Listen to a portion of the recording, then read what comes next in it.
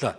Бид нэг жил гаруй өмнө улсын хурлын тогтоолын төсөлд дотоодын банкудаар энэ стратегийн хөрөнгө оруулалтын гэрээгээр явж байгаа уул уурхайн орлогыг дамжуулъя гэдэг ийм заалттай тогтоолын төсөл бид их хурлаа нэг удаа баталсан. Тэрийг бол би дэмжиж байсан. Одоо ч дэмжиж байгаа. Цаашдаа ч дэмжинэ.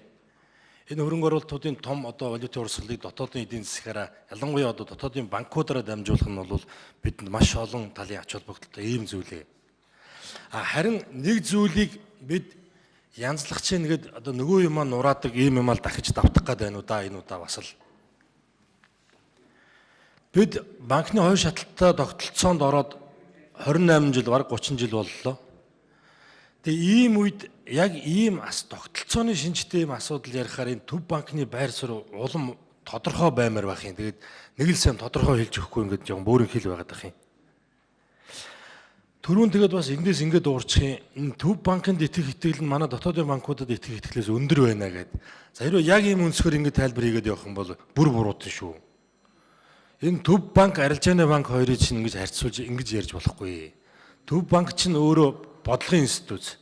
Энэ инфляцаа яаж удирдах чадж байна, банкудаа яаж хянаж чадж байна гэдгээр нь энэ олон улсын төв банкуудыг одоо үнэлдэг. Тэрнээс биш одоо арилжааны банк шиг одоо иргэдийн банкнд итгэлээр нь үнэлгээ хийдэг. Ингэж ярил бүр буруутай шүү. Ийм өнцгөөс одоо ингэж байгаамаа гэх юм бол манай дотоодын арилжааны банкудаа татаж унах, ялангуяа олон улсын санхүүгийн зах дээр одоо итгэх банкудад итгэх итгэлийг бүр доош нь хийж байгаа шүү. Уг нь цаашаага явах гарцын зүгээр ингэж л хараад байгаа. Одоо тэр доктортой байдлын гэрээнүүд дээр бол тэр мөнгө валюта урсгах дансыг нь хүртэл заасан байт юм байл шүү дээ. 1 зэрэгэлтэй, 2 зэрэгэлтэй, 3 зэрэгэлтэй тийм банкны тэр улс дахь тийм салбарыг тийм дансаар явуулна гэв. Хэрвээ тийм банкаа яг сонгоё гэж байвал тэр банкныхын салбарыг Монгол улсын нутаг дэвсгэр дээр байгуулад тэрүүгээрээ дамжуулаад төв банкны хяналтанд явуулах бүрэн боломж байгаа. Эсвэл дотоодын банкуудаа тэр 2 зэрэгтэй 3 зэрэгтэй болох тал дээр нь бид одоо бодлогоор дэмжиж ингээд явах гарцууд байгаа.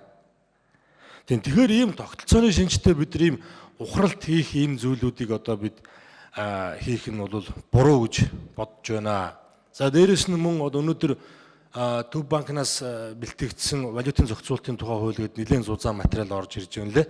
За энийг бол бас яг дэлгэрэнгүй танилцж амжаагүй байна. Тэр дээр одоо энийг одоо юу гэж зохицуулсныг мэдэхгүй байна. Бас энэ талаар бодвол дурдсан л байх гэж бодож байна. За дээрэс нь түрүүн сая тэр амар зай гişүү маш зөв юм хэллээ.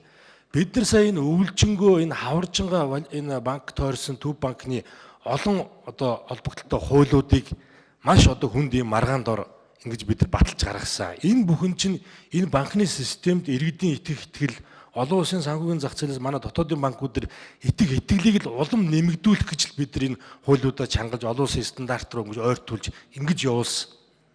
Тэгээд эцэст нь хэрвээ төв банк ингэж арилжааны банкны ажлыг булааж явах байдлаар ийм зохицуулт хийх юм бол тэр олон ажил маань одоо тэгээд талаар болох нь шүү дээ. Тэр олон зохицуулт хийсний ямар ч үр дүн гарахгүй болно төв банка. Төв банкных энэ дээр одоо хариулт өгөх ёстой шүү. Ингэж бодож байна. Тэгээд одоо байвал зохих тэр одоо голдролоор нь тэр одоо өндөр зэрэгэлттэй банкуудын манай нутаг дэвсгэр дээр Монголдо ингээд салбарыг нь байгуулад тэрүүгээр нь одоо мөнгөний төв банкны хяналтанд ор явуулж явах. Валютын урсгалаад одоо дотооддоо тэгж барих. Эсвэл одоо дотоодын банкудаа тэр одоо өндөр шаардлагуудыг хангах тэр төвшөнд нь одоо хүргэх тийм бодлогын хөгжлийн асуудлуудаа л одоо ярих нь зөв болов уу гэж бодож байна. За баярлалаа.